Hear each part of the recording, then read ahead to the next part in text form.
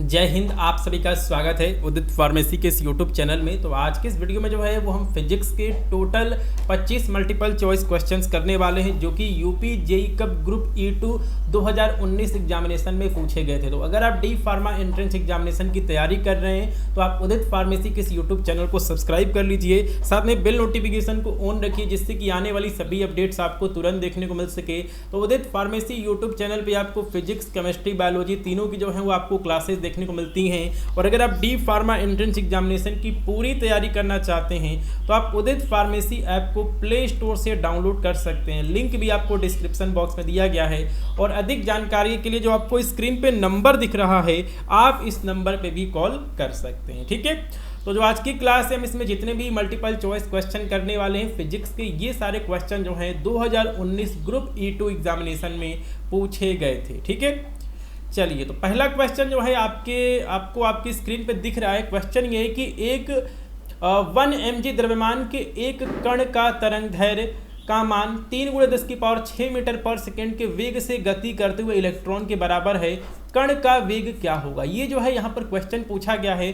तो देखिए क्वेश्चन में ये बोल रहा है कि आपके पास एक इलेक्ट्रॉन है और आपके पास एक यहाँ पर कण है, दोनों का जो यहाँ पर तरंग दैर्ध्य है वो क्या है? बराबर है। जैसे कि यहाँ पे हम मान लेते हैं कि जो आपके यहाँ पर कण है उसका तरंग दैर्ध्य है λp और जो आपका इलेक्ट्रॉन है उसका तरंग दैर्ध्य है λe। क्वेश्चन में जो है ये कंडीशन दी गई है। तो देखिए हमारे पास एक फार्मूला होता है λ बराबर h/p।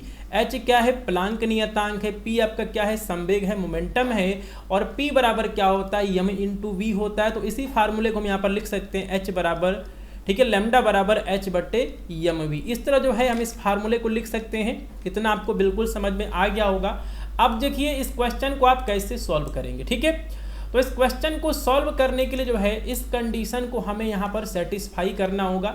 इस कंडीशन को जो है वो हमें यहाँ पर सेटिस्फाई करना होगा। चलिए हम कर देते हैं। तो यहाँ पर कहने का मतलब ये है कि h बराबर, ठीक है, h बटे क्या हो जाएगा? मास ऑफ पार्टिकल बटे वेलोसिटी ऑफ पार्टिकल। ये हो गया बराबर क्या हो जाएगा? h बटे मास ऑफ इलेक्ट्रॉन और वेलोसिटी ऑफ इलेक्ट्रॉन। ठीक है, ये दिया गया। h से h क्या हो जाएगा? कट जाएगा। तो ये आपका क्या हो जाएगा? MEVE बराबर क्या हो जाएगा? MPVP हो जाएगा। अब जो है सभी के वैल्यू जो है हम यहाँ पर रखेंगे और जो है हम इसको कैलकुलेट कर लेंगे। चलिए हम यहाँ पर कैलकुलेट कर लेते हैं। तो देखिए क्वेश्चंस में क्या क्या दिया गया है। तो क्वेश्चन में दिया गया है मास ऑफ इलेक्ट्रॉन। इलेक्ट्रॉन का द्रव्यमान कितना है? 9 × 10⁻⁻1 है। ठीक है, तो हो जाएगा 9.1 × 10⁻31। ठीक है, गुणे क्या है? इलेक्ट्रॉन का वेग जो कि दिया गया है 3 × 10⁶ बराबर क्या हो जाएगा? तो ये आपका बराबर हो जाएगा मास ऑफ पार्टिकल। ठीक है, इस कण का द्रव्यमान कितना है? 1 mg है। ठीक है, 1 मिलीग्राम है। हम इसको बदलेंगे केजी में तो क्या हो जाएगा? 1 और मिली बराबर क्या होता है? 10⁻³ होता है। ग्राम बराबर क्या होता है? 10⁻³ होता है। मतलब 1 × 10⁻6 kg हो जाएगा। तो 1 mg बराबर कितना हो जाएगा? 1 × 10⁻6 kg। हम यहाँ पर लिख देंगे 1 × 10⁻6 kg गुणे क्या है? तो दिया गया वेलोसिटी ऑफ अ पार्टिकल। कण का वेग हमको निकालना है, वीपी हमको कैलकुलेट करना है। वीपी बराबर क्या हो जाएगा? वीपी बराबर हो जाएगा 9.1 × 10⁻31 गुणे 3 × 10⁻6 बटे क्या हो जाएगा?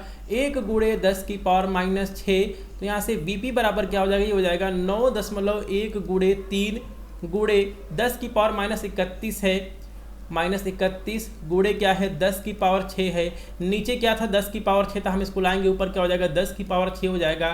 क्या बचेगा? 9.1 × 3 गुणे 10⁻31 6। ठीक है, 10⁻6 कितना हो जाएगा? 10⁻12 हो जाएगा। इस क्वेश्चन का आंसर आएगा 27.3। ठीक है, 27.3 जो है वो हमको देखने को मिल रहा है ऑप्शन नंबर डी में। ठीक है, 27.3 गुणे 10⁻31 है और क्या है? 10⁻12 है।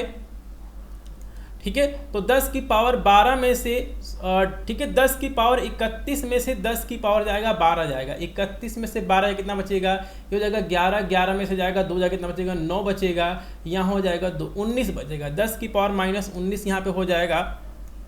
और इस क्वेश्चन का जो आंसर है 2.73 गुणे 10 की पावर -20 जो है वो हमें देखने को मिलेगा मीटर पर सेकेंड में। ठीक है, तो इस क्वेश्चन का सही आंसर ऑप्शन नंबर डी है। थोड़ा सा हमको लगता है कि यहाँ पे जो है वो टाइपिंग में मिस्टेक हुआ है, तो 2.73 जो है वो यहाँ पर क्वेश्चन का सही आंसर आएगा। तो इस क्वेश्चन को हमने सॉल्व कर लिया। कैसे किया है, तो इसका बेसिक फार्मूला हमारे पास ये है, लैम्डा बराबर h/p और p बराबर क्या होता है m/v भी होता है। और इस तरह जो है इस क्वेश्चन को हमने सॉल्व किया है। मुझे उम्मीद है कि ये क्वेश्चन आपको समझ में आ गया होगा। ठीक है, चलिए अगले क्वेश्चन पे हम चलते हैं। दो नाभिकों के परमाणु द्रव्यमानों, ठीक है, दो नाभिकों के परमाणु द्रव्यमान 1:3 के अनुपात में, मतलब A1/A2 बराबर क्या दिया गया है, 1/3 दिया गया है। उनके नाभिकीय घनत्व का अनुपात क्या होगा। ठीक है, D1/D2 जो है वो पूछा है कि इसका रेशियो क्या होगा। ठीक है, तो देखिए जो आपके यहाँ पर नाभिक होता है उसके अंदर क्या होता है, प्रोटॉन होता है प्लस न्यूट्रॉन होता है। ठीक है, चलिए तो देखिए इस क्वेश्चन को हम कैसे करेंगे, तो इस क्वेश्चन को हम यहाँ पर ऐसे करेंगे। देखिए घनत्व बराबर क्या होता है, ठीक है, घनत्व डेंसिटी बराबर क्या होता है, द्रव्यमान बट्टे क्या होता है, आयतन होता है। ये जो है हमें फार्मूला बचपन से सिखाया जा रहा है। ठीक है, अब देखिए नाभिक की त्रिज्या का फार्मूला क्या होता है। नाभिक की त्रिज्या का फार्मूला होता है R बराबर R0 ब्रैकेट में A की पावर 1/3। बहुत इंपॉर्टेंट ये फार्मूला, इस फार्मूले को भी जो है आप याद कर लेंगे, इससे जो है वो क्वेश्चन कई बार पूछा गया। ठीक है, तो ये फार्मूला भी जो है वो आपको याद होना चाहिए। ठीक है, और यहाँ पर R0 की वैल्यू कितनी होती है, R0 की वैल्यू होती है 1.2 × 10⁻⁻15 मीटर। मैं आपको यहाँ पर बता दे रहा हूँ, बाकी जो है आप इसको याद कर लेंगे, ये बेसिक चीज़ आपको पता होनी चाहिए। ठीक है, अब देखिए इस क्वेश्चन को हम यहाँ पर कैसे सॉल्व करेंगे। तो देखिए यहाँ पे डेंसिटी बराबर क्या हो जाएगा, डेंसिटी हो गया, ऊपर हमारा मास है, और यहाँ पे जो आपके यहाँ पर नाभिक है हम उसको मानते हैं कि वो क्या होता है, गोल होता है। और जो भी चीज़ यहाँ पर गोल होती है उसका फार्मूला क्या होता है, 4/3 πr³ होता है, ये फार्मूला होता है। तो देखिए डेंसिटी का जो है वो हमें यहाँ पर ये फार्मूला हमको यहाँ पर देखने को मिल गया है। ठीक है, ठीक है, डेंसिटी का जो है वो हमें यहाँ पर ये फार्मूला देखने को मिल गया है। और यहाँ पे ए भी जो है वो यहाँ पर होना चाहिए, जो कि आपका है, ठीक है, परमाणु द्रव्यमान है। ठीक है, तो देखिए यहाँ से जो है, देखिए इसमें है कि ये वाला फार्मूला जो है आपको याद होना चाहिए, ये फार्मूला जो है वो आपको याद होना चाहिए। अब देखिए इस क्वेश्चन को हम यहाँ पे कैसे सॉल्व करेंगे। तो देखिए इसी जो आपके यहाँ पर फार्मूला है, हम इसको थोड़ा सा क्या सिंप्लीफाई कर लेते हैं, क्योंकि हमारे पास एक यहाँ पर फार्मूला है R बराबर R0 A की पावर 1/3। ठीक है, तो यहाँ पर R³ की जगह जो है हम इस वैल्यू को यहाँ पर लिखने वाले हैं और देखते हैं कि हमें क्या मिलता है। ठीक है, तो यहाँ पर D बराबर हो जाएगा ma/4/3 पाई R³ है, तो हम यहाँ पर R³ की जगह लिखेंगे R0। ठीक है, R0 A की पावर 1/3 की पावर हम लिख देंगे 3 लिख देंगे। ठीक है, तो यहाँ से हमें D बराबर क्या मिल जाता है, हमको मिल जाता है ma/4/3 पाई R0 की पावर 3, और हमें A मिल जाता है। ठीक है, ए से ए जो है वो आपका कैंसिल हो जाएगा। तो हमें यहाँ पर एक बहुत ही इंपॉर्टेंट हमको यहाँ पर फार्मूला देखने को मिलता है। नाभिक का जो आपके पास घनत्व है D बराबर हमें क्या मिलता है, m/4/3 पाई R0³। ये जो है वो हमें फार्मूला देखने को मिलता है। तो फाइनल फार्मूला हमारा क्या है, फाइनल फार्मूला हमारा ये वाला फार्मूला है। ठीक है, फाइनल फार्मूला हमारा ये वाला फार्मूला है। और इस चीज़ में आप यहाँ पर क्या नोटिस कर रहे हैं कि जो आपका यहाँ पर नाभिक का घनत्व है, ठीक है, जो आपका यहाँ पर नाभिक का घनत्व है वो जो है आपके परमाणु द्रव्यमान यानी कि ए के ऊपर जो है वो निर्भर नहीं है। ठीक है, इसमें आपको कहीं भी जो है आपको यहाँ पर ए देखने को नहीं मिल रहा है। तो इस चीज़ से बिल्कुल क्लियर है कि उनके नाभिकीय घनत्व का जो आपके यहाँ पर अनुपात होगा वो 1:1 होगा। ऑप्शन नंबर डी जो है क्वेश्चन का सही आंसर होगा। ठीक है, क्वेश्चन नंबर डी जो है यहाँ पर सही का आंसर होगा, क्योंकि जो है जो आपके यहाँ पर घनत्व है इसमें कहीं भी आपको ए देखने को नहीं मिल रहा, जो कि यहाँ पर क्वेश्चन में दिया गया है कि A1/A2 बराबर जो है 1:3 दिया गया, लेकिन डेंसिटी में हमें कहीं भी ए देखने को नहीं मिल रहा है। मतलब दोनों का जो यहाँ पर घनत्व होगा क्या होगा, 1:1 होगा, 1:1 ही होगा। ठीक है, तो ये भी क्वेश्चन जो है वो हमारा यहाँ पे सॉल्व हो गया है। ठीक है, चलिए इसके बाद जो है वो हम चलते हैं अगले क्वेश्चन पे। अगला क्वेश्चन क्या है, तो देखिए इस तरह के बहुत सारे क्वेश्चन ऑलरेडी मैंने आपको करा रखे हैं। ठीक है, इस तरह के जो क्वेश्चन हैं या फिर फॉर्मूले हैं वो मैंने आपको यहाँ पर करा रखे हैं उदित फार्मेसी ऐप पर। चलिए अगला क्वेश्चन है, किसी गैस का वर्गमाध्य वेग, ठीक है, तो इसका फार्मूला होता है VRMS बराबर क्या होता है, ये होता है √3RT/m होता है। T क्या है, T आपका तापमान है जो कि किसमें होना चाहिए, केल्विन में होना चाहिए, ठीक है। तो क्वेश्चन में क्या पूछा गया कि किसी गैस का वर्गमाध्य वेग दोगुना होगा जब गैस का परम ताप होगा, ठीक है। तो कहने का मतलब ये कि यहाँ पर दिया गया है कि V1 बराबर हम यहाँ पर V मान लेते हैं, V2 बराबर हम यहाँ पर 2V मान लेते हैं, जो कि दिया गया है कि वर्गमाध्य, ठीक है, वर्गमाध्य वेग जो है वो आपका क्या है, दोगुना है। और T1 बराबर जो है वो हम यहाँ पर T मान लेते हैं, तो T2 बराबर क्या होगा, ये जो है क्वेश्चन में पूछा है, ठीक है। तो यहाँ पे हमें क्या देखने को मिल रहा है कि जो आपके यहाँ पर VRMS है, रूट मीन स्क्वायर वेलोसिटी, वो आपका डायरेक्टली प्रोपोर्शनल है किसके, √T के। तो यहाँ से हमें क्या मिल जाएगा, तो यहाँ से हमको मिल जाएगा VRMS 1/VRMS 2 बराबर √T1/T2 मिल जाएगा।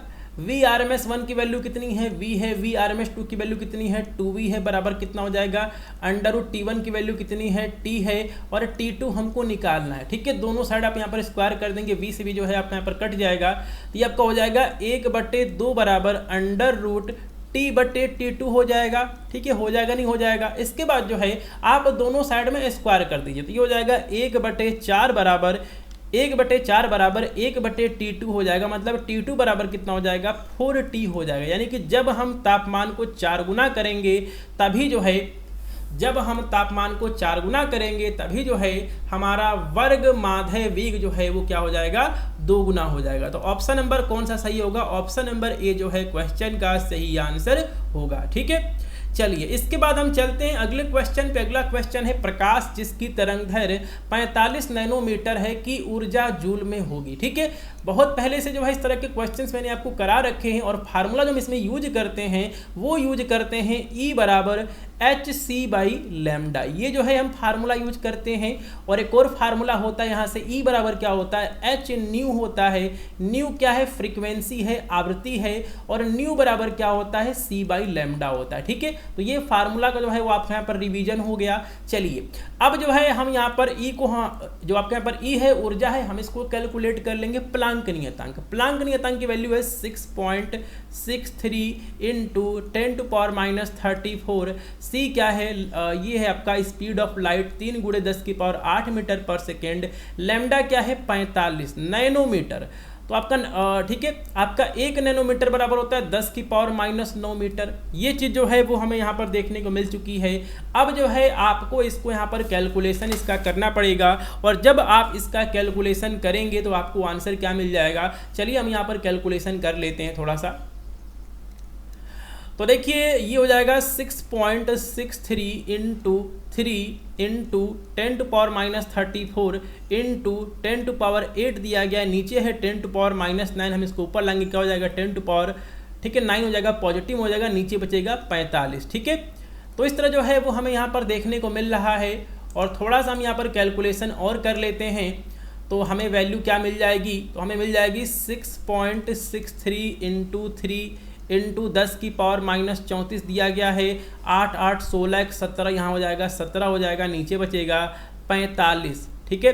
चलिए आगे सॉल्व कर लेते हैं, यहाँ हो जाएगा -17, 6.63 का हम यहाँ मल्टीप्लाई कर लेंगे 3 से, क्या हो जाएगा 19.89 हो जाएगा। मैं यहाँ पर थोड़ा सा कैलकुलेटर का यूज कर रहा हूँ ताकि जो है हमारे यहाँ पर कैलकुलेशन जल्दी हो सके, क्योंकि हमारे पास क्वेश्चन बहुत ज़्यादा हैं। बाकी जो है आप खुद से कैलकुलेशन करने के जो है वो प्रयास करेंगे ताकि जो है आपका कैलकुलेशन स्ट्रॉन्ग हो सके, ठीक है। चलिए थोड़ा सा जो है हमको यहाँ पर कैलकुलेशन और करना पड़ेगा, हम यहाँ पर कैलकुलेशन कर लेते हैं। तो 19.89 को हम डिवाइड करेंगे 45 से, तो हमारे पास आंसर आएगा, हमारे पास आंसर जो है वो आ जाएगा 0.442 × 10⁻⁻17, आप इसको लिख सकते हैं 4.42 इंटू 10⁻⁻18। तो यही जो है वो आपका आंसर आ जाएगा। और एक बार जो है वो हम यहाँ पर ऑप्शन में चेक कर लेते हैं। 4.42 इंटू 10⁻18 जो है वो हमको ऑप्शन नंबर 1 में देखने को मिल रहा है। ऑप्शन नंबर ए जो है क्वेश्चन का सही आंसर होगा। ठीक है, तो इस क्वेश्चन को भी जो है वो हमने सॉल्व कर लिया है। तो मेन है कि अगर आपको फार्मूला याद है तो फॉर्मूले के ऊपर जो है वो डायरेक्ट क्वेश्चन पूछे जाते हैं और आप क्वेश्चंस को बड़ी आसानी से सॉल्व कर सकते हैं। चलिए इसके बाद हम चलते हैं अगले क्वेश्चन पे। अगला क्वेश्चन है, एक गोले की त्रिज्या को मापने में प्रतिशत त्रुटि 1% है, इसके आयतन में त्रुटि कितनी होगी। ठीक है, तो देखिए जो हमारे यहाँ पर गोला होता है इसके आयतन का फार्मूला क्या होता है, v बराबर 4/3 πr³ होता है। ठीक है, अब इसका हम लिख लेंगे, त्रुटि लिख लेंगे, तो त्रुटि को हम लिखते हैं डेल्टा v/v बराबर ये हो जाएगा 3 डेल्टा r/r। देखिए जब हमारे पास त्रुटि निकालते हैं तो उसमें जो भी अंक दिए गए होते हैं उनकी कोई वैल्यू नहीं होती है। ठीक है, अब जो है हम इसको चेंज करेंगे परसेंटेज त्रुटि में। ठीक है, परसेंटेज त्रुटि यानी कि परसेंटेज एरर में जो है इसको चेंज करने के लिए हमें क्या करना होगा, दोनों साइड में जो है इसको हमें मल्टीप्लाई करना होगा 100 से। ठीक है, दोनों साइड में हम यहाँ पे 100 से मल्टीप्लाई कर देते हैं तो ये आपका हो जाएगा डेल्टा v/v इंटू 100 बराबर क्या हो जाएगा 3 गुणे डेल्टा r/r इंटू 100 हो जाएगा। ठीक है, 3 दिया गया है, डेल्टा r/r गुणे 100 की वैल्यू क्या है 1%। तो आप यहाँ पर लिख देंगे 1%, आंसर जो है वो हमें मिल जाएगा 3%। ऑप्शन नंबर ए जो है क्वेश्चन का आपका सही आंसर हो जाएगा। ठीक है, चलिए इसके बाद जो है वो हम चलते हैं अगले क्वेश्चन पे। अगला क्वेश्चन है, सूर्य के चारों ओर एक ग्रह दीर्घवृत्ताकार कक्षा में जिसकी सूर्य से न्यूनतम दूरी r1 तथा अधिकतम दूरी r2 है घूम रहा है। यदि इन बिंदुओं पर रेखीय चाल क्रमशः v1 और v2 है तब v1/v2 का अनुपात क्या होगा। ठीक है, तो यहाँ जो है वो हम लगाएंगे कोणीय संवेग संरक्षण का नियम। ठीक है, कोणीय वेग, ठीक है, कोणीय संवेग संरक्षण का नियम हम लगाएंगे यहाँ पर, कोणीय संवेग संरक्षण का नियम लगाएंगे हम यहाँ पर। ठीक है, कोणीय संवेग संरक्षण का नियम, कोणीय संवेग संरक्षण का नियम जो है वो हमें लगा देंगे। तो ये होता है m1 v1 r1 बराबर m2 v2 r2 होता है। ठीक है, सूर्य के चारों ओर एक ग्रह दीर्घवृत्ताकार कक्षा में जो है वो यहाँ पर गति कर रहा है, मतलब m1 बराबर m2 होगा क्योंकि जो है यहाँ पर एक ही ग्रह है। ठीक है, तो m1 से m2 जो है वो आपका यहाँ पर कट जाएगा। ठीक है, तो क्या बचेगा v1 r1 बराबर जो है v2 r2 हो रहा है। तो क्वेश्चन में क्या पूछा गया, v1/v2 कितना होगा, तो v1/v2 हो जाएगा आपका r2/r1। ठीक है, इस क्वेश्चन का सही आंसर क्या आ जाएगा, v1/v2 बराबर क्या हो जाएगा r2/r1 होगा।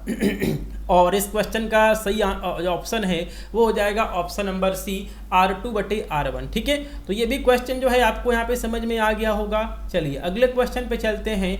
f1 तथा f2 फोकस दूरियों के दो पतले लेंस अक्षीय रूप से जोड़े गए हैं, इस युग्म की शक्ति कितनी होगी। कहने का मतलब है कि हमारे पास दो लेंस हैं, एक लेंस हमारे पास यहाँ पे है, एक लेंस हमारे पास यहाँ पे, इन दोनों को जो है वो यहाँ पर आपस में जोड़ दिया गया है, तो इनका कॉम्बिनेशन जो है वो पावर क्या होगा। ठीक है, तो देखिए लेंस की क्षमता का जो यहाँ पर शक्ति होती है, पावर होती है, उसका फार्मूला क्या होता है, उसका फार्मूला होता है P बराबर 1/f। f क्या है, फोकस दूरी है, और ये फार्मूला होता है जब आपका जो f है वो किस में दिया गया है, मीटर में दिया गया। ठीक है, एक और फार्मूला होता है P बराबर 100/f होता है। ये आपका यहाँ पर फार्मूला कब होता है, जब आपका जो आपके पास फोकस दूरी है वो जब सेंटीमीटर में दिया गया। ठीक है, तो देखिए अब की बार हमने क्या किया कि हमारे पास जो, ठीक है, हमारे पास दो लेंस हैं f1 और f2, इनको जो है वो हमने यहाँ पर आपस में जोड़ दिया है। तो इनका जो है यहाँ पर कंबाइंड फोकस दूरी क्या हो जाएगी, तो ये आपकी हो जाएगी 1/f1 बराबर, ये आपका फार्मूला होता है 1/f बराबर 1/f1 प्लस 1/f2 होता है, ये फार्मूला है। अब जो है हम यहाँ से f निकाल लेंगे, तो यहाँ से f बराबर क्या हो जाएगा, तो 1/f बराबर हो जाएगा f1 plus f2/f1 f2। f बराबर क्या हो जाएगा, f1 गुणे f2/f1 प्लस f2। ये जो है हमारा यहाँ पर तुल्य फोकस दूरी हो जाएगा दो लेंसों का। ठीक है, अब हमको पता है कि P बराबर क्या होता है, 1/f होता है। तो इसी f की वैल्यू जो है वो हम यहाँ पे लिख देंगे नीचे। तो यहाँ पर f की वैल्यू क्या है, f1 गुणे f2 बटे f1 प्लस f2 है। तो यहाँ पे P बराबर हमें क्या मिल जाएगा, हमको मिल जाएगा f1 प्लस f2 बटे f1 गुणे f2। ठीक है, तो इस क्वेश्चन का सही आंसर में क्या मिल रहा है कि P बराबर क्या मिल रहा है, f1 प्लस f2 बटे f1 गुणे f2। तो इस तरह जो है वो आपका यहाँ पर सही आंसर आ जा रहा है। ऑप्शन नंबर बी जो है क्वेश्चन का सही आंसर होगा। ठीक है, तो देखिए मेन है कि अगर आपको फार्मूला पता है तो आप आसानी से जो है क्वेश्चन के अकॉर्डिंग आप सारे टर्म्स कंडीशन को सेटिस्फाई करिए, क्वेश्चन का आंसर जो है वो आप कैलकुलेट कर लीजिए। ठीक है, चलिए अगला हमारा अगला क्वेश्चन है, निम्न चित्र में बी को पृथ्वी से जोड़ा गया है तथा ए को 1500 वोल्ट पर रखा गया है, बिंदु पी पर विभव क्या होगा। ठीक है, तो देखिए क्वेश्चन थोड़ा सा लेंदी है लेकिन क्वेश्चन आसान है। ठीक है, इसमें क्या है कि देखिए जो आपके यहाँ पर पॉइंट ए है ये जो है वो आपका 1500 वोल्ट पे, हम यहाँ पर लिख लेते हैं कि वी ए बराबर जो है वो आपका 1500 वोल्ट दिया गया है। ठीक है, ये चीज़ क्लियर है। देखिए जो आपके यहाँ पर बी पॉइंट है इसको जो है वो यहाँ पर पृथ्वी से जोड़ा गया है, मतलब जो है यहाँ पर इसका पोटेंशियल जो कितना होगा, 0 होगा। ये चीज़ जो है वो आपने पढ़ी होगी। तो यहाँ पर क्वेश्चन में पूछ रहा है कि Vp क्या होगा, P पॉइंट पे जो है वो विभवांतर या फिर विभव जो है वो क्या होगा। और यहाँ पे 4 कैपेसिटर लगाए गए हैं। क्या क्या कैपेसिटर हैं, यहाँ पे पहला कैपेसिटर 5 माइक्रोफेरेड का, 5 माइक्रोफेरेड का, 2 माइक्रोफेरेड का और 2 माइक्रोफेरेड का जो है वो यहाँ पर कैपेसिटर दिया गया है। ठीक है, चलिए तो इस क्वेश्चन को हम यहाँ पे सॉल्व कर लेते हैं। ये आपका पॉइंट क्या है, ए है। हम तो ठीक है, तो देखिए ये आपका पॉइंट ए है, ये आपका यहाँ पर पॉइंट बी है। इनके बीच का विभवांतर जो है वो कितना होगा, तो इनके बीच का विभवांतर कितना हो जाएगा, V A minus V B बराबर क्या हो जाएगा। तो देखिए यहाँ पर जो आपके यहाँ पर वी ए का वैल्यू कितना है, 1500 वोल्ट है, माइनस वी बी जो आपके यहाँ पर वी बी है उसको जो है वो यहाँ पर पृथ्वी से जोड़ा गया, अंडरग्राउंड किया गया उसको, तो इसका पोटेंशियल 0 हो जाएगा। कहने का मतलब ये है कि V A minus V B बराबर जो है वो हमें 1500 वोल्ट हमें देखने को मिल रहा है। ये चीज़ बिल्कुल यहाँ से क्लियर हो गई है। ठीक है, चलिए अब देखिए अगर हमें P पॉइंट पे पोटेंशियल अगर हमें निकालना है, ठीक है, तो देखिए यहाँ पर जो है यहाँ पर आपका एक लगा है कैपेसिटर लगा है और इसका जो है 3.5 माइक्रोफेरेड जो है इसकी वैल्यू दी गई है। ठीक है, तो अगर हमें Vp यानी कि देखिए अगर हमें यहाँ पर P पॉइंट पे पोटेंशियल निकालना है तो इस सर्किट को जो है वो हमें यहाँ पर सबसे पहले सॉल्व करना होगा। तो देखिए ये वाला कैपेसिटर, ठीक है, 5 माइक्रोफेरेड का कैपेसिटर, 5 माइक्रोफेरेड का जो आपके यहाँ पर कैपेसिटर है ये दोनों श्रेणी क्रम में जुड़े हुए हैं। 2 माइक्रोफेरेड का कैपेसिटर हो गया, 2 माइक्रोफेरेड का जो आपके कैपेसिटर है ये भी आपके श्रेणी क्रम में जुड़े हुए हैं। तो आप सबसे पहले इसको कैलकुलेट कर लेंगे, इसको कैलकुलेट कर लेंगे, उसके बाद जो है ये दोनों किस में जुड़े हुए हैं, समांतर क्रम में जुड़े हुए हैं। तो चलिए हम इसको यहाँ पर कैलकुलेट कर लेते हैं सबसे पहले। ठीक है, चलिए तो ऊपर के 5 माइक्रोफेरेड के 2 कैपेसिटर जो हैं वो आपके श्रेणी क्रम में जुड़े हुए हैं। और श्रेणी क्रम में जो है हमारा फार्मूला क्या होता है, हमारा फार्मूला होता है श्रेणी क्रम में निकालने का, हमने यहाँ पर लिख दिया है C5 हमने लिख दिया है। ठीक है, हम यहाँ पर C55 लिख देते हैं। ठीक है, क्योंकि 5-5 ठीक है 5-5 माइक्रोफेरेड के जो है हमारे पास यहाँ कैपेसिटर हैं। तो समांतर क्रम में फार्मूला होता है C1 C2 बटे C1 प्लस C2। ठीक है, तो C1 की वैल्यू कितनी है, 5 माइक्रोफेरेड गुणे 5 माइक्रोफेरेड, नीचे कितना हो जाएगा, 10 हो जाएगा, कितना हो जाएगा 25 बटे कितना हो जाएगा, हम इसको थोड़ा सा यहाँ पे खिसका लेते हैं ताकि आपको स्क्रीन पे सब कुछ सही दिखे। 5 गुणे 5 कितना हो जाएगा, 25 हो जाएगा, नीचे बचेगा 10, कितना हो जाएगा 2.5 माइक्रोफेरेड हो जाएगा। ठीक है, तो देखिए ऊपर का जो हमारे यहाँ पर कैपेसिटर है 5 माइक्रोफेरेड का, इनका तुल्य धारिता कितना आ गया, 2.5 माइक्रो, ठीक है 2.5 माइक्रोफेरेड आ गया। ठीक है, तो सेम इसी कॉन्सेप्ट पे जो है नीचे जो है वो हम यहाँ पर कैलकुलेट कर लेंगे। जो आपके यहाँ पर 2 माइक्रोफेरेड के जो आपके पर कैपेसिटर्स हैं उनकी धारिता कितनी होगी, उसको जो है वो हम यहाँ पर कैलकुलेट कर लेते हैं।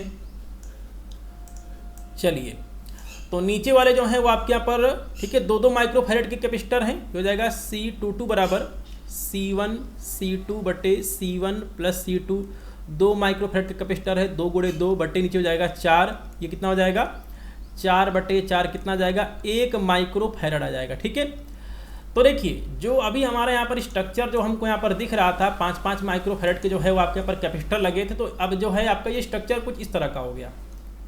इस तरह का जो है आपका ये स्ट्रक्चर हो चुका है, इस तरह का स्ट्रक्चर हो चुका है। अब ये इसकी वैल्यू कितनी आई है 2.5 माइक्रोफैराड आई है, इसकी वैल्यू कितनी आई है 1 माइक्रोफैराड आई है। ठीक है, अब जो है ये दोनों किसमें हैं समांतर क्रम में है। ठीक है, अब जो है ये दोनों किसमें हैं समांतर क्रम में है। ठीक है, तो यहाँ पे हमें क्या मिल जाएगा, तो यहाँ पे हमें मिल जाएगा C5 में यहाँ पे लिख लेते हैं।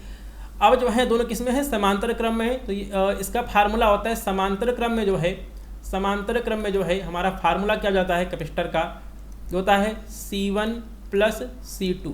C1 की वैल्यू कितनी है 2.5 माइक्रोफैराड हमने निकाला है, C2 कितना है 1 माइक्रोफैराड है, कितना हो जाएगा 3.5 माइक्रोफैराड हो जाएगा। ठीक है, इतना जो है वो आपको यहाँ पे समझ में आ गया है, इतना जो है आपको यहाँ पे समझ में आ गया है। अब देखिए अब जो है ये सर्किट हमारा किस तरह हो गया, अब जो है हमारा ये जो है आपका सर्किट कुछ इस तरह का हो गया है। ये आपका A है, 3.5 माइक्रोफैराड का कैपेसिटर है यहाँ पे, ये आपका पॉइंट P है, ये जो है कुछ इस तरह का जो है ये आपका पॉइंट है, आपका यहाँ पे पॉइंट B है, और ये जो है वो हमने क्या निकाला है, तो इसको हमने निकाला है 3.5। ठीक है, 3.5 जो है वो हमने यहाँ पर कैलकुलेट किया है।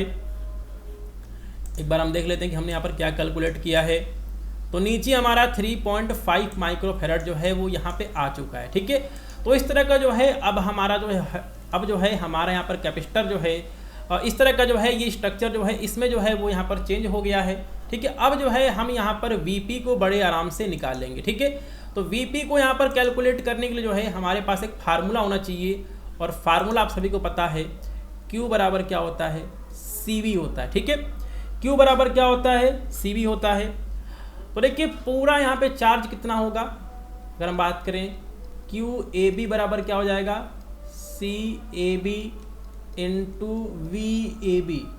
QAB क्या है A से लेके B तक जो है वो हमारा यहाँ पर चार्ज कितना होगा, CAB हमारा कितना हो जाएगा 3.5 माइक्रोफैराड का कैपेसिटर, 3.5 माइक्रोफैराड का कैपेसिटर किसमें है, ये दोनों किसमें जुड़े हुए हैं श्रेणी क्रम में जुड़े हुए हैं, और श्रेणी क्रम में जो है इनका जो है यहाँ पर तुल्य धारिता कितना हो जाएगा C बराबर 3.5 × 3.5/7 कितना हो जाएगा 3.5/2 हो जाएगा, कितना आएगा 1.75 आएगा। ठीक है, 1.75 आएगा, 1.75। VAB की वैल्यू कितनी है 1500। जब आप इसको यहाँ पर कैलकुलेट करेंगे तो कितना आ जाएगा 26-25 माइक्रोकूलम। ठीक है, तो QAB का वैल्यू कितना आ चुका है 26-25 माइक्रोकूलम जो है वो हमें देखने को मिल रहा है। थोड़ा सा यहाँ पर बड़ा क्वेश्चन है, क्वेश्चन बड़ा नहीं है, लेकिन थोड़ा सा इसमें जो है आपको अलग अलग समांतर क्रम और आपका यहाँ पर श्रेणी क्रम जो है वो आपको ध्यान रखना पड़ेगा। ठीक है, चलिए अब जो है यहाँ पर P पॉइंट पे पोटेंशियल कितना होगा, P पॉइंट पे जो है आप यहाँ पर पोटेंशियल जो है अब आप बड़ी आसानी से कैलकुलेट कर सकते हैं। तो P पॉइंट पे ठीक है, P पॉइंट पे जो है हमारा पोटेंशियल हो जाएगा QAP बराबर CAP × VAP। तो VAP बराबर हो जाएगा, VAP बराबर हो जाएगा QAP/CAP। ठीक है, QAP की वैल्यू कितनी है तो आपका हो जाएगा 26-25 माइक्रोकूलम, और यहाँ पर 3.5 माइक्रोफैराड का जो है वो आपका कैपेसिटर दिया गया है, 3.5 लिख दीजिए, और जब आप इसको भाग करेंगे तो 750 वोल्ट जो है क्वेश्चन का सही आंसर आएगा। एक बार मैं इसको बिल्कुल शॉर्ट कर देता हूँ ताकि जो है ये पूरा कैलकुलेशन आपको दिख सके। तो इस चीज़ को जो है स्क्रीन को मैंने थोड़ा सा यहाँ पर छोटा कर दिया है। अब जो है आपको स्क्रीन पे सभी चीज़ें जो हैं वो यहाँ पर दिख रही होंगी। थोड़ा सा हम इसको यहाँ पर जूम कर लेते हैं। ठीक है, तो कुछ इस तरह जो है वो हमने यहाँ पर कैलकुलेशन किया हुआ, एक बार मैं आपको यहाँ पर दिखा देता हूँ पूरा। तो 750 वोल्ट जो है इस क्वेश्चन का सही आंसर होगा, जो कि ऑप्शन नंबर डी में हमें देखने को मिल रहा है। ठीक है, चलिए अगला जो क्वेश्चन है उस क्वेश्चन को हम कर लेते हैं। अगला क्वेश्चन है थोड़ा सा हम यहाँ पर जूम कर देते हैं। चलिए, तो अगला क्वेश्चन दिया गया कि 10 डिग्री सेल्सियस पर किसी आदर्श गैस के एक निश्चित द्रव्यमान के घनत्व और दाब का अनुपात x है। ठीक है, कोई आपकी गैस है और उसका डेंसिटी और जो उसका दाब है, उसका घनत्व जो उसका यहाँ पर ठीक है रेशियो कितना दिया गया है, x दिया गया है। तो 110 डिग्री सेल्सियस पर यह अनुपात क्या होगा। तो ये जो आपके यहाँ पर केस दिया गया, ये जो है आपका यहाँ पर 10 डिग्री सेल्सियस पे दिया गया है कि आपका डेंसिटी बटे प्रेशर का जो आपके पर रेशियो कितना है, x है। तो यहाँ पर क्वेश्चन में पूछ रहा है कि 110 डिग्री सेल्सियस पे, ठीक है, डेंसिटी बटे प्रेशर का जो यहाँ पर वैल्यू है वो कितना होगा। ये जो है यहाँ पर क्वेश्चन पूछ रहा है। तो देखिए, आदर्श गैस का समीकरण क्या होता है, PV बराबर NRT होता है। N है मोलों की संख्या। एक मोल गैस के लिए आपका फार्मूला हो जाएगा PV बराबर RT हो जाएगा। डेंसिटी बराबर क्या होता है, मास बाई वॉल्यूम होता है। वॉल्यूम बराबर क्या हो जाएगा, मास बटे डेंसिटी हो जाएगा। तो यहाँ पे V की जगह आप लिख दीजिए M बटे D बराबर क्या हो जाएगा, RT हो जाएगा। तो यहाँ से P बटे D बराबर क्या हो जाएगा, तो P बटे D बराबर हो जाएगा RT बटे M हो जाएगा। इतना जो है आपको यहाँ पे समझ में आ गया होगा। ठीक है, चलिए अब देखिए इस क्वेश्चन में क्या है कि जो आपका यहाँ पर P बाई D जो आपको यहाँ पर दिख रहा है, जो आपको यहाँ पर P बाई D जो आपको यहाँ पर दिख रहा है वो किसके ऊपर डिपेंड कर रहा है, P बाई जो आपका D है वो आपका डिपेंड कर रहा है T पे। T क्या है, तापमान है। तो कहने का मतलब क्या है कि ये हो जाएगा P1 बटे D2। ठीक है, P1 बटे D2 हो जाएगा। हम यहाँ पर लिख देंगे P1 बटे D2 बटे P2 बटे D2 बराबर क्या हो जाएगा, ये हो जाएगा T1 बटे T2। ये चीज़ जो है आपको यहाँ पे समझ में आ गई है। क्वेश्चन में क्या दिया गया, T1 बराबर दिया गया है 10 डिग्री सेल्सियस। हम इसको चेंज कर देंगे केल्विन में। 10 प्लस 273 ऐड करेंगे, कितना हो जाएगा, 283 हो जाएगा। 283 केल्विन हो जाएगा। T2 के आपका T2 दिया गया 110 लिख दीजिए, 110 डिग्री सेल्सियस। इसमें ऐड करिए 273, 110 प्लस 273 कितना हो जाएगा, 383 हो जाएगा। ठीक है, 383 केल्विन आ चुका है। तो T1 T2 को हमने क्या किया है, कैलकुलेट हमने कर लिया है। ठीक है, चलिए तो हम यहाँ पर वैल्यू रखते हैं P1 बटे P2, सॉरी हम इसको यहाँ पर मिटाते हैं क्योंकि वैल्यू जो है वो दी गई है। हम यहाँ पर रख देंगे डायरेक्ट वैल्यू। तो देखिए P1 बटे D2, यहाँ पर D2 रहेगा, यहाँ पर D1 रहेगा। हम इसको सही कर लेते हैं। तो P1 बटे D1 का वैल्यू क्या दिया गया, x दिया गया है। नीचे क्या है, P2 बटे D2 बराबर क्या है, T1 कितना है, तो T1 हमने निकाला है 283। ठीक है, 283 आया है। T2 क्या है, 383 आया है। क्या आया है, 383। और हमको क्या निकालना है, हमको निकालना है P2 बटे D2। ठीक है, तो P2 बटे D2 बराबर क्या हो जाएगा, चलिए हम यहाँ पर कैलकुलेट कर लेते हैं।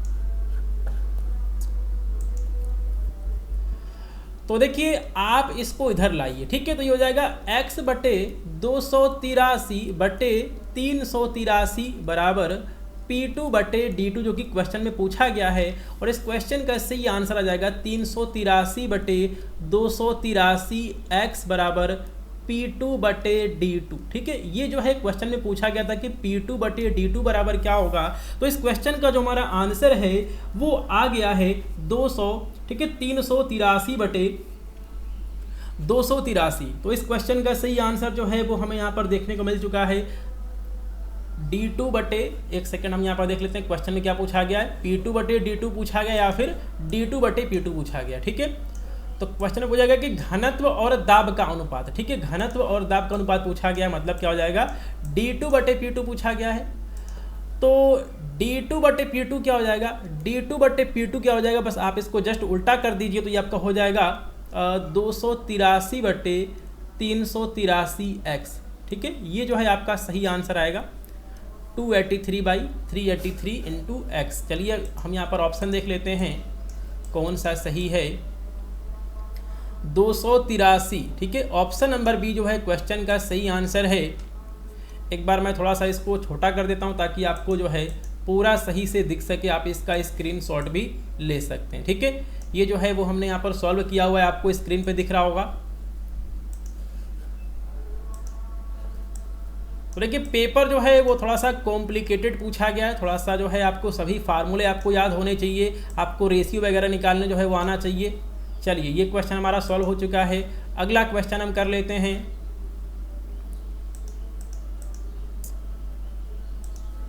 चलिए अगला क्वेश्चन है कि एक पतली छड़ जिसकी लंबाई L है तथा द्रव्यमान M है को इसके मध्य बिंदु से 90 डिग्री के एंगल पर मोड़ा गया है। इस मुड़ी हुई छड़ के मोड़ से गुजरने वाली तथा ठीक है मुड़ी हुई छड़ के दोनों भागों के समतल के लंबवत अक्ष के पारित जड़त्व आघूर्ण कितना होगा, क्वेश्चन पूछा गया है।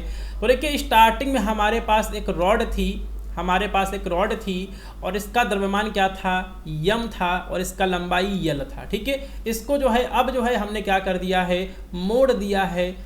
ठीक है, अब जो है इस वाले पार्ट का द्रव्यमान कितना हो जाएगा, m/2 हो जाएगा। इस वाले पार्ट का भी द्रव्यमान जो है वो क्या हो जाएगा, m/2 हो जाएगा। इसका लंबाई कितना हो जाएगा, L/2 हो जाएगा। इसकी भी लंबाई कितनी हो जाएगी, L/2 हो जाएगी। ठीक है, तो क्वेश्चन में ये कह रहा है कि एक सेकेंड, ये आपका जो एंगल कितना है, आपका हेड कितना है, 90 डिग्री है। तो इस वाले पॉइंट से जो है अगर हम जो है इस वाले पॉइंट से इस समतल से जो है अगर हम एक परपेंडिकुलर ले जाते हैं तो अब जो है इसका जड़त्व आघूर्ण कितना होगा, ये क्वेश्चन जो है वो पूछा गया है। तो देखिए अगर आपने जड़त्व आघूर्ण का जो आपके यहाँ पर थ्योरम होता है अगर आपने उसको पढ़ा होगा तो देखिए एक आपका एक्सिस x है, आपका ये y है, और ये जो है आपका z एक्सिस जो कि आपका स्क्रीन के ऊपर है। ठीक है, तो यहाँ पे iz बराबर क्या होगा, ix प्लस iy होगा। ये थ्योरम जो है वो आपने पढ़ा होगा फिजिक्स में। ठीक है, अब देखिए अगर आपके पास यहाँ पर स्टार्टिंग में जो आपके यहाँ पर रॉड थी इसका जड़त्व आघूर्ण कितना होता है, m/L² होता है। ठीक है, ये जो है छड़ का जड़त्व आघूर्ण का जो है वो हमारा यहाँ पर फार्मूला जो है वो यहाँ पर दिया गया है। ठीक है, अब देखिए जब आपने छड़ को मोड़ दिया तो इसका द्रव्यमान क्या हो जाएगा, आधा हो जाएगा, उसकी लंबाई भी क्या हो जाएगी, आधी हो जाएगी। तो कहने का मतलब ये है कि Ix या फिर Iy बराबर जो है क्या हो जाएगा, m/2 × L/2 की पावर होल स्क्वायर बटे 3। इतना जो है वो आपको यहाँ पे समझ में आ गया, क्योंकि जब हमने छड़ को मोड़ दिया है तो उसकी लंबाई आधी हो गई है, उसका द्रव्यमान भी आधा हो गया है। ठीक है, तो क्या हो जाएगा, m/2 हो जाएगा। यहाँ क्या हो जाएगा, L², नीचे क्या हो जाएगा, 4 हो जाएगा, नीचे क्या हो जाएगा, 3 हो जाएगा। तो क्या हो जाएगा, m/L² बटे 8 बटे 3, और ये आपको मिल जाएगा m/L² बटे 24। ठीक है, तो जब हम छड़ को मोड़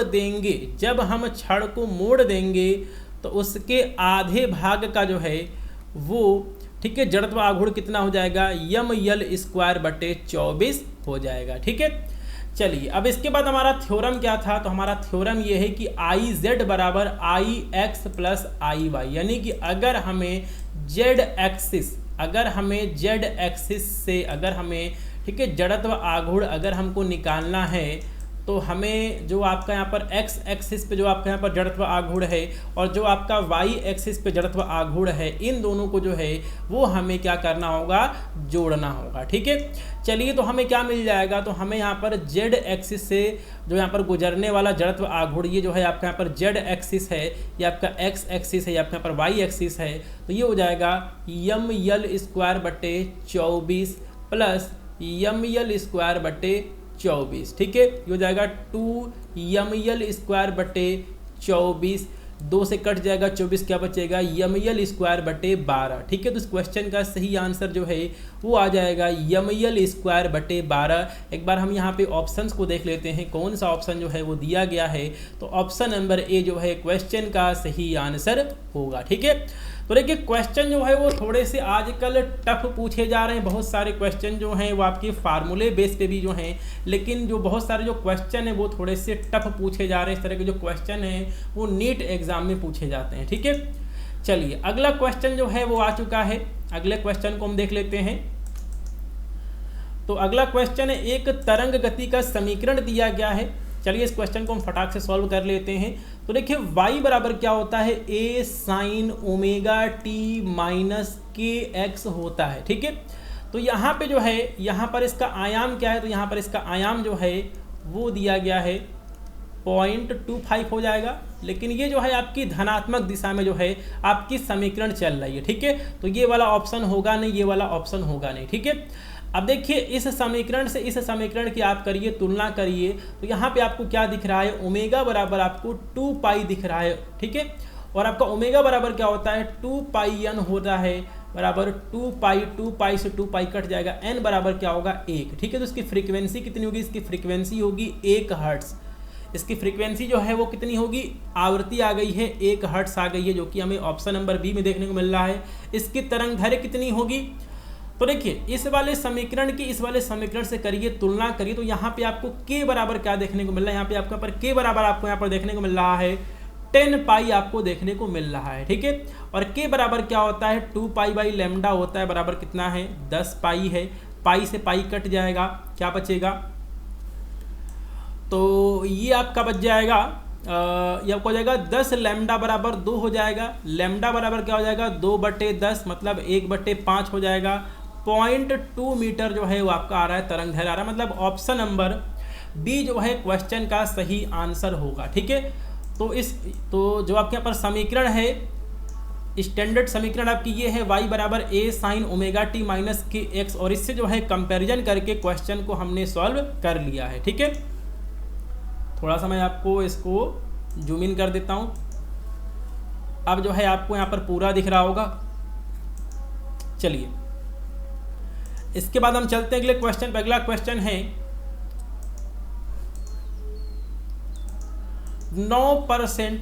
9% ऋणात्मक पुनर्वेश होने पर एक आवर्धक का वोल्टता लाभ 10, ठीक है 10 होता है।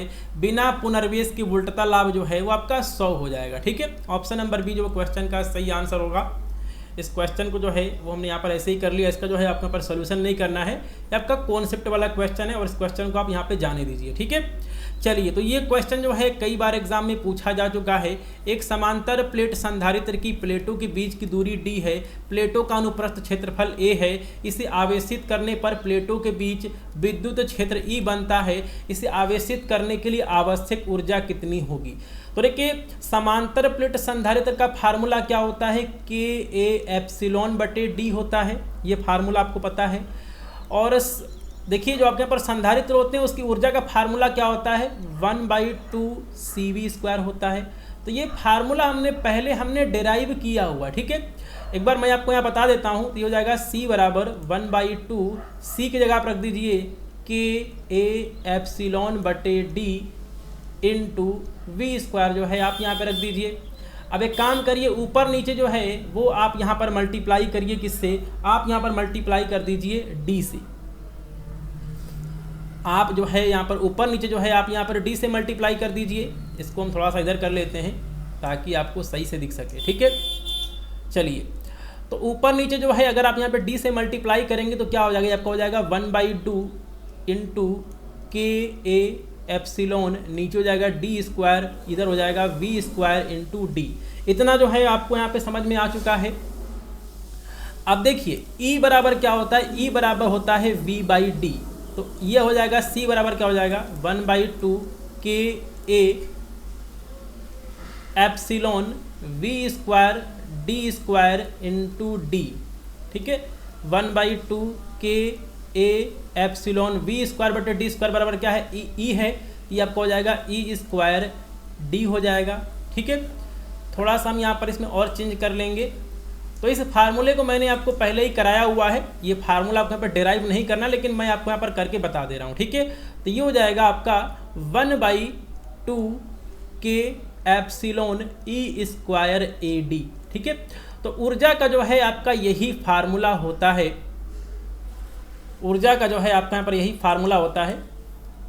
यहाँ जो है हमें लिखना होगा U लिखना होगा, हमने यहाँ पर गलत लिख दिया है, हम इसको सही कर लेते हैं।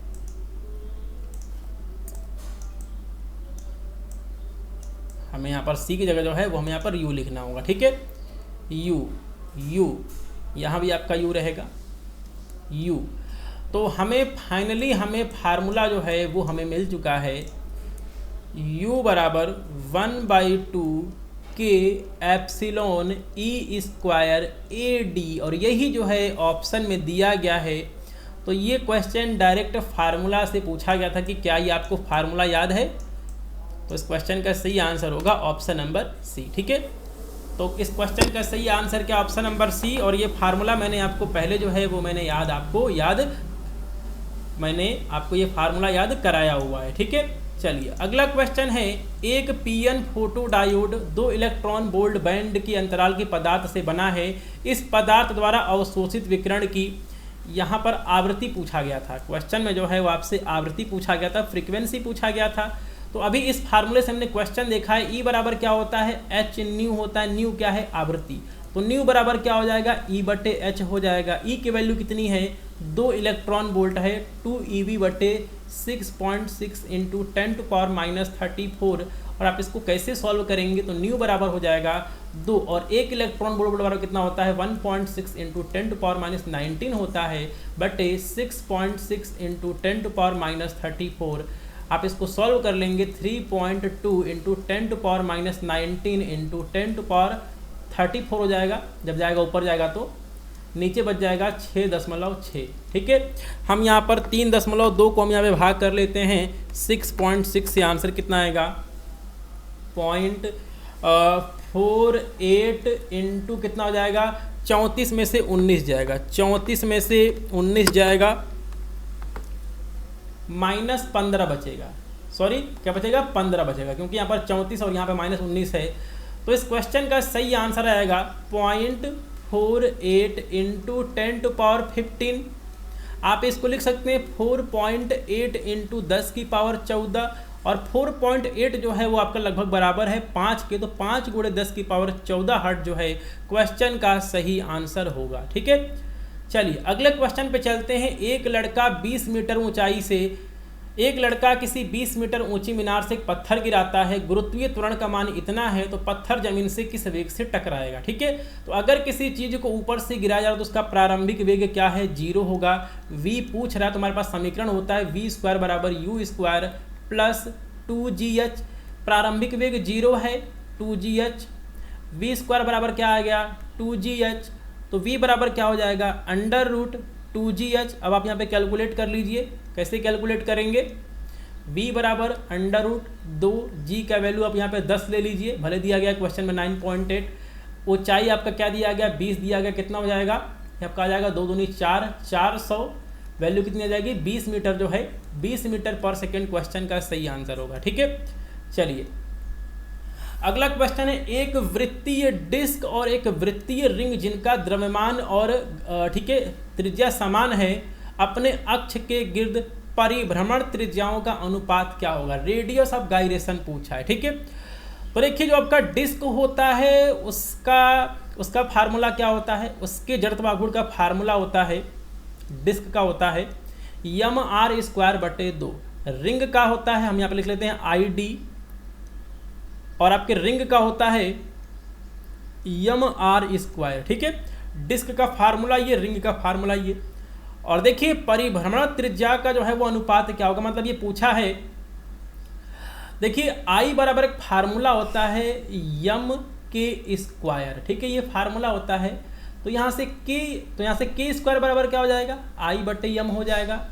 k बराबर क्या हो जाएगा, √I/m हो जाएगा। और इस क्वेश्चन में पूछा है कि KD/KR का रेशियो क्या होगा। ठीक है, ये पूछा है क्वेश्चन में। चलिए तो हम सॉल्व कर लेते हैं, सिंपल सा क्वेश्चन है। डिस्क और रिंग, तो हम यहाँ पर लिख लेंगे KD/KR बराबर क्या हो जाएगा, ID/IR हो जाएगा। ठीक है, √ID डिस्क का जो है कितना हो जाएगा, mr²/2 होता है। रिंग का कितना होता है, mr² होता है। हम नीचे यहाँ पर एक मान लेते हैं, तो क्या हो जाएगा, ये हो जाएगा mr²/2 गुणे 1/mr²। mr² से mr² क्या हो जाएगा, कैंसिल हो जाएगा, तो हमें मिल जाएगा 1/√2। ठीक है, तो KD/KR का हमें आंसर क्या मिल चुका है, 1/√2 मिल चुका है, जो कि क्वेश्चन में पूछा है। तो क्वेश्चन का सही आंसर हो जाएगा 1/√2। ऑप्शन नंबर ए जो है क्वेश्चन का सही आंसर होगा। चलिए अगला क्वेश्चन जो है आ चुका है कि द्विपरमाणुक गैस जिसका कि यहाँ पर गामा का वैल्यू 1.4 दिया गया है, किसी द्रव्यमान को रुद्धोष्ण प्रक्रम से 2 atm के दबाव से संपीड़ित किया जाता है, तब इसका ताप बढ़कर 27 डिग्री सेल्सियस से 927 डिग्री सेल्सियस हो जाता है। अंतिम स्थिति में गैस का दाब क्या होगा, ये जो है क्वेश्चन पूछा गया है। तो देखिए रुद्धोष्ण प्रक्रम का एक यहाँ पर फार्मूला होता है P की पावर 1 माइनस गामा T की पावर गामा बराबर नियतांक, ये जो है फार्मूला होता है। और इस फार्मूले को हम क्यों लगा रहे हैं, तो इस फार्मूले को हम यहाँ पर इसलिए लगा रहे हैं क्योंकि क्वेश्चन में जो है वो तापमान दिया गया है और दाब दिया गया है। ठीक है, चलिए तो इस फार्मूले से हम इस क्वेश्चन को कैलकुलेट कर लेंगे, हम इसको सॉल्व कर लेंगे। चलिए कर लेते हैं, इस क्वेश्चन को हम यहाँ पर सॉल्व कर लेते हैं। इसे हमें इसको मैं डिलीट करना होगा।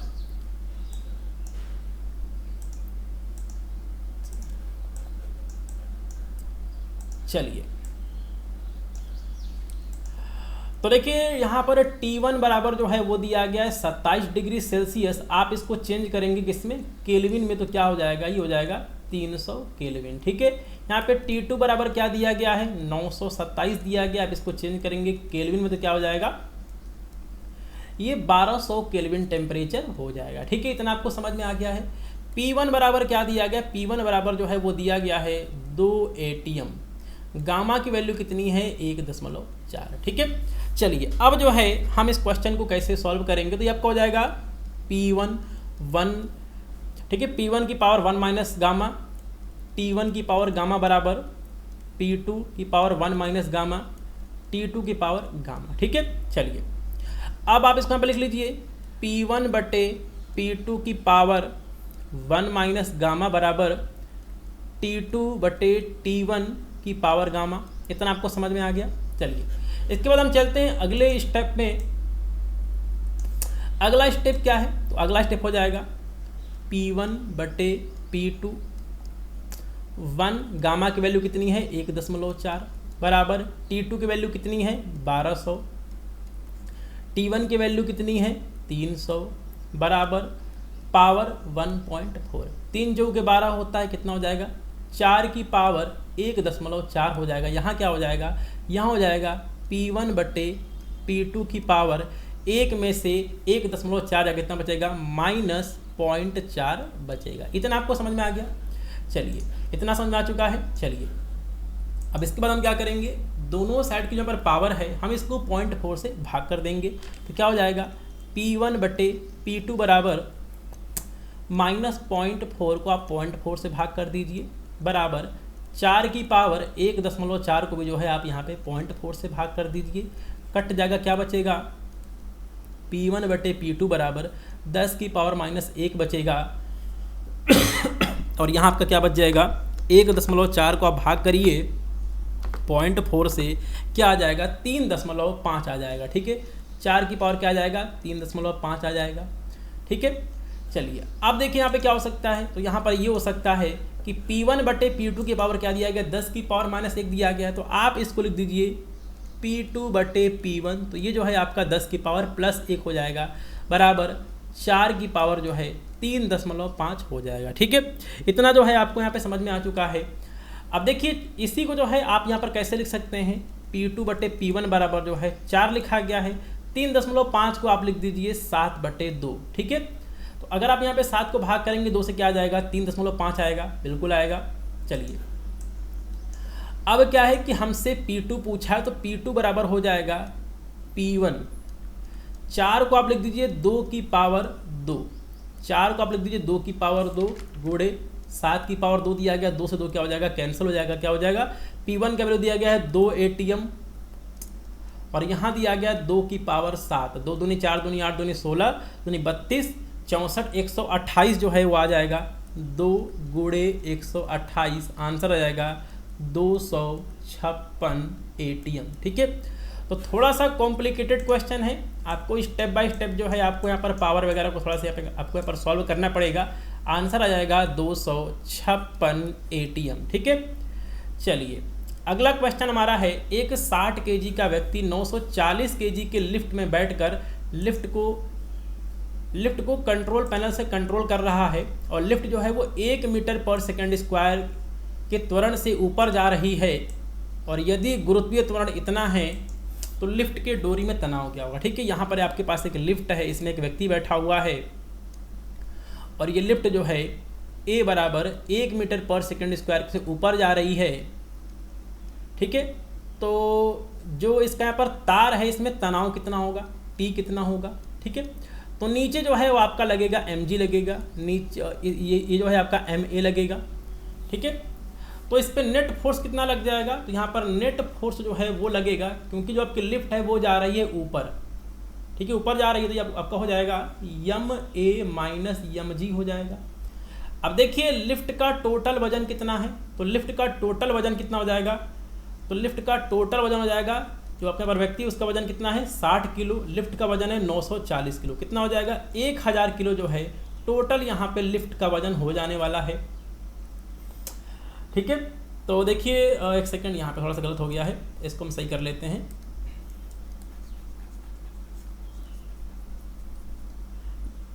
तो लिफ्ट जो है वो हमारी ऊपर जा रही है, तो इसके ऊपर F नेट फोर्स जो है वो आपका हो जाएगा T माइनस mg हो जाएगा। ठीक है, और यहाँ पे F नेट बराबर क्या हो जाएगा m इंटू ए होता है, आपको पता है कि F बराबर क्या होता है m इंटू ए होता है, तो m इंटू ए बराबर हो जाएगा T माइनस mg। इतना आपको समझ में आ गया। चलिए थोड़ा सा हम अपने पेज को इधर करते हैं ताकि हमें सही से जो है सभी चीज़ें दिख सकें। तो यहाँ से T बराबर क्या हो जाएगा ma प्लस mg हो जाएगा, m को आप बाहर कॉमन ले लीजिए, हो जाएगा a plus g. m total कितना आया है 1000 kg आया है, 1000 kg। a का वैल्यू 1 है, g का वैल्यू कितना है 10 है, तो कितना हो जाएगा 10 अरे 11, 11 गुणे 1000 हो जाएगा। कितना आंसर आएगा 11000 न्यूटन जो है क्वेश्चन का सही आंसर होगा। ठीक है, तो क्वेश्चन का सही आंसर क्या है 1100 न्यूटन होगा। ठीक है, 1100 न्यूटन जो है क्वेश्चन का सही आंसर होगा। हाँ, 1100 न्यूटन जो है क्वेश्चन का सही आंसर हो जाएगा। 1 0 जो है हमको यहाँ पर डिलीट करना होगा। चलिए अगला क्वेश्चन है, एक हवाई जहाज 80 किलोमीटर घंटा से उत्तर पश्चिम दिशा में उड़ रहा है तथा वायु 60 किलोमीटर प्रति घंटा के वेग से उत्तर पूर्व दिशा में बह रही है, जहाज की वास्तविक गति क्या होगी। वेक्टर वाले से जो है ये क्वेश्चन पूछा गया है। तो देखिए ये आपका नॉर्थ हो गया, साउथ और ईस्ट वेस्ट। ठीक है, उत्तर पश्चिम दिशा में, उत्तर पश्चिम दिशा में 80 किलोमीटर प्रति घंटा की स्पीड है। जो आपकी हवा है वो है उत्तर पूर्व दिशा में 60 किलोमीटर प्रति घंटे की स्पीड से। तो देखिए इनके बीच का जो आपका एंगल है वो बन रहा है 90 डिग्री एंगल बनता है इसमें। तो क्या हो जाएगा, तो जहाज की वास्तविक गति जो है वो हो जाएगी r बराबर, इस वाले फार्मूले को आप लगाएंगे p square plus q square plus 2pq cos theta. इसको जो है आपने वेक्टर वाले चैप्टर में पढ़ा होगा और हम इसको यहाँ पर सॉल्व कर लेते हैं। तो हमें यहाँ पर रिजल्टेंट मिल जाएगा p स्क्वायर मतलब 80 का स्क्वायर, q स्क्वायर का मतलब 60 का स्क्वायर, cos 90 की वैल्यू कितनी होती है 0, तो इसकी वैल्यू पूरी 0 हो जाएगी, हम इसको यहाँ पर छोड़ देंगे। तो ये हो जाएगा 64 6400 प्लस 3600 कितना हो जाएगा अंडर रूट 10,000 हो जाएगा। इसकी वैल्यू आएगी 100 किलोमीटर प्रति घंटा। ठीक है, तो देखिए पेपर चाहे यूपी जेई कप में कुछ भी पूछा जाता है, बहुत सारे जो आपके क्वेश्चन हैं वो डायरेक्टली फार्मूला बेस होते हैं। आधे से अधिक क्वेश्चन आपके फार्मूला बेस होते हैं, उतना क्वेश्चन कर लीजिए तो बहुत है। ठीक है, चलिए अगला क्वेश्चन है, बहुत सिंपल सा क्वेश्चन पूछा गया। 25 किलोग्राम का एक बम का गोला है, m बराबर कैपिटल M बराबर 25 kg, कैपिटल V बराबर 10 मीटर पर सेकेंड के वेग से जो है ये चल रहा है, और कुछ समय बाद जो ये फटकर 2 टुकड़े में हो जाता है। एक टुकड़ा बड़ा है, एक टुकड़ा छोटा है। जो आपके यहाँ पर बड़ा टुकड़ा है ये आपका m1 है, इसका वजन है 15 kg, छोटे वाले का वजन है 10 kg। V2 पूछा गया है, V1 दिया गया है 0। ठीक है, यदि यदि बड़े वेग का जो आपका वेग है वो क्या है, 0 है, मतलब जो है इसका v1 क्या हो जाएगा, 0 हो जाएगा। ठीक है, तो यहाँ पर v2 पूछा गया तो हम यहाँ पे लगा देंगे संवेग संरक्षण का नियम। संवेग संरक्षण के नियम के अनुसार क्या हो जाएगा, mv बराबर क्या हो जाएगा, m1 v1 plus m2 v2 हो जाएगा। m क्या है, 25 है, v क्या है, 10 है, m1 कितना है, 15 है, v1 कितना है, 0 है, m2 कितना है, 10 है, v2 का वैल्यू पूछा गया है, कितना हो जाएगा, 10, v2 बराबर 250 हो जाएगा। तो v2 बराबर कितना हो जाएगा, 250/10 हो जाएगा। आंसर कितना आएगा, 25 मीटर पर सेकेंड आंसर आ जाएगा। ऑप्शन नंबर सी जो है क्वेश्चन का सही आंसर होगा। चलिए अगला क्वेश्चन है, 0.002 मिलीग्राम द्रव्यमान वाली तथा 6 इलेक्ट्रॉन के आवेश से युक्त एक तेल की बूंद एक समान विद्युत क्षेत्र में स्थिर लटकी है, विद्युत क्षेत्र की तीव्रता क्या होगी। तो अगर कोई चीज़ लटक रही है, मतलब QE बराबर जो है mg, ये जो है आपको फार्मूला जो है आपका इलेक्ट्रोस्टैटिक में दिया गया है, और Q बराबर क्या होता है, N × E होता है। तो हम यहाँ पर लिख लेंगे NE, कैपिटल E बराबर mg, क्या पूछा गया है, E पूछा गया, E बराबर हो जाएगा mg बटे नीचे हो जाएगा स्मॉल ne। मेन फार्मूला हमारा यहाँ पर ये बन चुका है, और इससे जो है क्वेश्चन को हम यहाँ पे सॉल्व करने वाले हैं। ठीक है, चलिए तो देखिए यहाँ पर m बराबर क्या दिया गया है, 0.002 मिलीग्राम दिया गया। हम इसको चेंज करेंगे केजी में, क्या हो जाएगा, 0.002। मिली का मतलब क्या होता है, 10 की पावर -3, ग्राम का मतलब 10 की पावर -3 केजी, कितना हो जाएगा, 0.002 गुणे 10 की पावर -6 हो जाएगा। हम इसको बदल लेंगे किस में, ये आपका हो जाएगा 2 गुणे 10 की पावर -3 केजी। इस तरह जो है हमने इसके ऊपर जो है हमने यहाँ पर चेंज कर लिया है, ताकि जो है हमारी कैलकुलेशन आसानी से हो सके। तो m की वैल्यू है 2 गुणे 10 की पावर -3, g का वैल्यू जो है 9.8 ले लीजिए, चाहे आप यहाँ पे 10 भी ले सकते हैं। n क्या है, इलेक्ट्रॉनों की संख्या 6, और एक इलेक्ट्रॉन पे चार्ज कितना होता है, 1.6 × 10⁻19 कूलम होता है। हम इसको सॉल्व कर लेंगे, चलिए कर लेते हैं। 2×3 6, ऊपर हो जाएगा 9.8 गुणे 10 की पावर -3 गुणे 10 की पावर 19, नीचे बचेगा 1.6। ठीक है, थोड़ा सा कैलकुलेशन करना पड़ेगा। चलिए तो हम यहाँ पे 9.8 को हम यहाँ पे डिवाइड कर देते हैं 1.6 से, 6.125 आ जाएगा। 6.125 × 19 में से 3 जा क्या बचेगा, 16 बचेगा। ठीक है, एक बार हम यहाँ पे ऑप्शन देखते हैं क्या क्या ऑप्शन दिए गए हैं। 6.125, कुछ ना कुछ जो है वो यहाँ पे गलत हो रहा है, क्या गलत हो रहा है एक बार हम यहाँ पे चेक कर लेते हैं।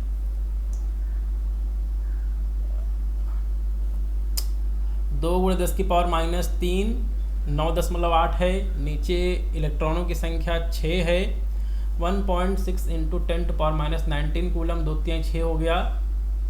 नीचे जो है हमारा 3 अभी बचा हुआ है। ठीक है, नीचे हमारा यहाँ पर 3 रहेगा, 3 को लिखना हम यहाँ पे भूल चुके हैं, इसी वजह से जो है यहाँ पे आंसर गलत आ रहा है। हम इसको सही कर लेंगे। चलिए तो क्या हो जाएगा, 9.8 नीचे बचेगा, 16×3 = 48, 4.8 गुणे 10 की पावर 16 हो जाएगा। 9.8 को भाग करिए, 9.8 को हम भाग करेंगे 4.8 से, आंसर आ जाएगा 2.04। ठीक है, क्या आ जाएगा, 2.04।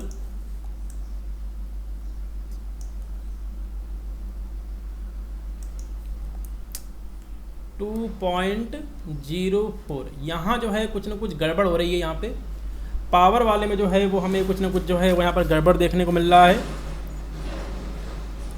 इसको सही करना ज़रूरी है।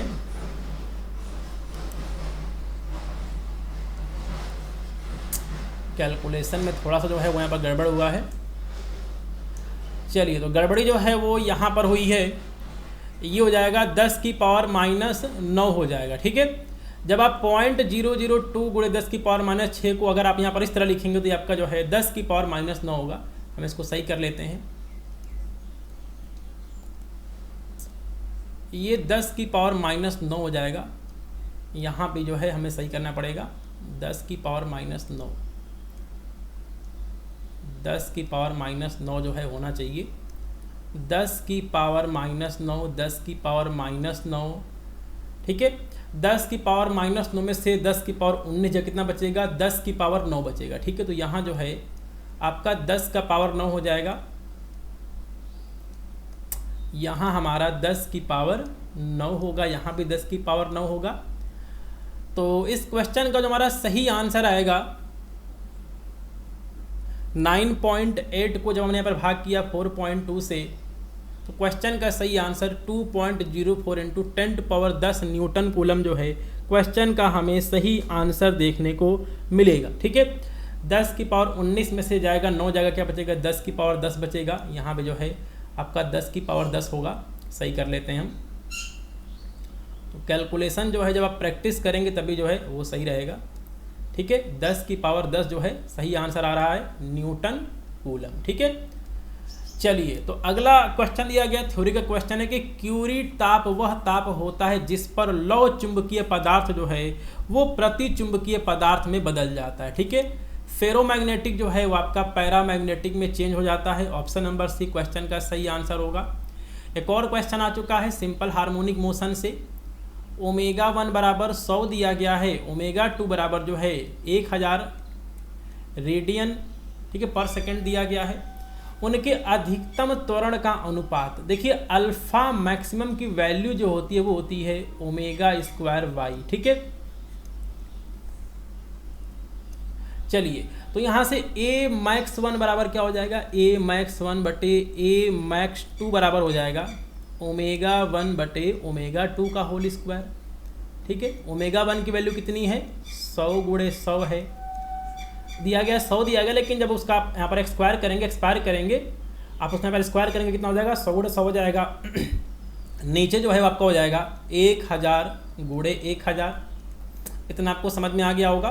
चलिए, अब क्या है, हम यहाँ पर जीरो को काटेंगे, 2 0 कट गया, 2 0 कट गया, 4 0 ऊपर कटेगा, 4 0 कटेगा नीचे, 3 4, क्या बचेगा, 1/100 बचेगा। आप इसको लिख सकते हैं 1/10 की पावर 2, ठीक है। तो कहने का मतलब ये है कि इनके अधिकतम त्वरण का अनुपात a1/a2 बराबर क्या हो जाएगा, 1/10 की पावर 2 हो जाएगा। ये जो है क्वेश्चन का सही आंसर होगा 1:10 की पावर 2, जो कि हमें ऑप्शन नंबर डी में देखने को मिल रहा है, ठीक है। तो ये भी जो है हमारा क्वेश्चन यहाँ पे सॉल्व हो गया। चलिए, तो एक क्वेश्चन हमारा यहाँ पर और बचा हुआ है, और ये हमारा गेट से क्वेश्चन पूछा गया। बहुत इंपॉर्टेंट टॉपिक है, इस पे क्वेश्चन वैसे हमेशा नहीं आते, लेकिन इस बार जो है वो क्वेश्चन यहाँ पर पूछ दिया गया है। चलिए, तो देखिए 3 तरह के जो हैं वो हमारे बेसिक गेट होते हैं। एक हमारा OR गेट होता है जो कि इस तरह होता है, ठीक है। ये जो है हमारा OR गेट कहलाता है, 2 इनपुट है, 1 आउटपुट है, ठीक है। इसको हम OR गेट बोलते हैं। इसका जो यहाँ पर इक्वेशन होता है क्या होता है, y बराबर a + b होता है, ठीक है। एक बार मैं आपको यहाँ पर बेसिक बता देता हूँ। ये हमारा एंड गेट होता है, 2 इनपुट है a b, आउटपुट हमारा क्या है, y है। इसको एंड गेट बोलते हैं, और इसका फार्मूला होता है y बराबर a.b। ये जो है हमारा नॉट गेट होता है, इनपुट y है, सॉरी इनपुट a है, आउटपुट y है, और y बराबर होता है a बार, ठीक है। ये जो है 3 तरह के हमारे गेट होते हैं, और अगर इनके सामने एक किस तरह का जो है वो यहाँ पर बिंदु लगा दिया जाए, जैसे कि आपको यहाँ पर क्वेश्चन में दिख रहा है, तो ये आपका हो जाएगा नॉर गेट हो जाएगा। तो ये जो है आपका दिया गया नॉर गेट दिया गया है। ये जो है आपका कौन सा गेट है, ये जो है आपका नैंड गेट है, नॉट प्लस एंड से मिलकर बना है। ये आपका नैंड गेट है, और ये जो है आपका नॉट गेट दिया हुआ है। तो ये जो है आपका यहाँ पर आउटपुट आपको क्या देखने को मिलेगा, ये क्वेश्चन जो है वो पूछा गया, ठीक है। चलिए, तो इस क्वेश्चन को जो है वो हम यहाँ पे सॉल्व कर लेते हैं, और इसको जो है वो मैं यहाँ पर मिटा देता हूँ, ठीक है। चलिए, तो इसको जो है वो हम यहाँ पर मिटा देते हैं, और इस क्वेश्चन को हम सॉल्व करते हैं। तो देखिए हमारे पास इनपुट A है, इनपुट B है, और ये जो है आपका क्या है, नॉर गेट है, ठीक है। तो हम यहाँ पे लिखेंगे OR गेट, और उसी का जो है हम यहाँ पर कर देंगे जस्ट रिवर्स कर देंगे, तो हमें जो है नॉर गेट का हमें यहाँ पर आउटपुट मिल जाएगा। इस नॉर गेट से जो है हम यहाँ पर नैंड गेट बनाएंगे, NAND गेट बनाएंगे। यहाँ पे हमें मिलेगा आउटपुट मिलेगा, उसी से जो है वो हमें यहाँ पर आउटपुट क्या मिलेगा। ठीक है, तो सबसे पहले जो है हमें पढ़ते हैं 0 0 0 1 1 0 1 1। ठीक है, तो अगर ये हमारा OR गेट था सिर्फ, लेकिन ये जो है आपका यहाँ पर इसमें जो है आपका यहाँ पर NOR गेट बनाया गया है, तो हम यहाँ पर मानेंगे कि स्टार्टिंग में OR गेट में जो है वो हमें क्या वैल्यू देखने को मिलेगा। तो देखिए OR गेट में क्या होता है, ठीक है, 0 0 जो होता है तो आपको मिलता है 0 मिलता है, 0 1 होता है क्या मिलता है 1 मिलता है, 1 0 1 होने पर क्या मिलता है 1 ही मिलता है, और 1 1 होने पर क्या मिलता है 1 ही मिलता है। तो ये हमारा OR गेट था, लेकिन यहाँ जो है वो हमारा क्या दिया गया, NOR गेट दिया गया है। तो जो आपको यहाँ पर OR गेट में वैल्यू देखने को मिलती है उसी का जस्ट अपोजिट आपको NOR गेट में देखने को मिलता है। मतलब 0 का 1 मिल जाएगा, 1 का 0 मिल जाएगा, 1 का 0 मिल जाएगा, 1 का 0 मिल जाएगा। ठीक है, ये वैल्यू जो है वो हमें यहाँ पर हमें देखने को मिल चुकी है। ठीक है, यहाँ जो है इस वाले पॉइंट पे आउटपुट जो है हमें ये वाला पॉइंट देखने को मिलेगा। अब जो है इसी चीज़ का जो है यहाँ पर A से और B से जो है वो यहाँ पर इनपुट हो रहा है, और ये जो है आपका क्या है NAND गेट है। ठीक है, तो यहाँ पे आपको आउटपुट क्या देखने को मिलेगा। ठीक है, तो देखिए यहाँ पर NAND गेट में क्या हो जाएगा, देखिए जो आपके यहाँ पर एंड गेट होता है उसमें क्या होता है कि 0 जो आपके यहाँ पर एंड गेट होता है, एंड गेट में क्या होता है कि 0 0 का 0 मिलता है, 0 1 का 0 मिलता है, 1 0 का 0 मिलता है, 1 1 का 1 मिलता है। ठीक है, ये आपका जो है यहाँ पर एंड गेट का जो है आपका ट्रुथ टेबल होता है। लेकिन यहाँ पर क्या दिया गया, यहाँ पे आपका NAND गेट दिया गया। ठीक है, तो मतलब जस्ट अपोजिट हमको देखने को मिलेगा।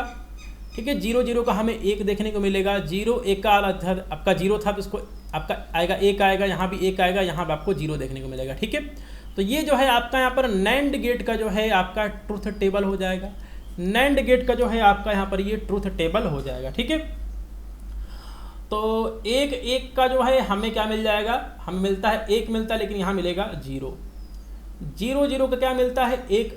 ठीक है, 0 0 का हमको मिलता था 0 मिलता था, उसका मिलेगा 1 मिलेगा। 0 0 का इनपुट हमको मिलता था 0, तो यहाँ मिलेगा 1 मिलेगा। 0 0 का था इनपुट था तो यहाँ भी जो है वो हमको 1 मिल जाएगा। ठीक है, तो यहाँ पे जो है यहाँ भी हमको आउटपुट यहाँ पे देखने को मिल चुका है NAND गेट का।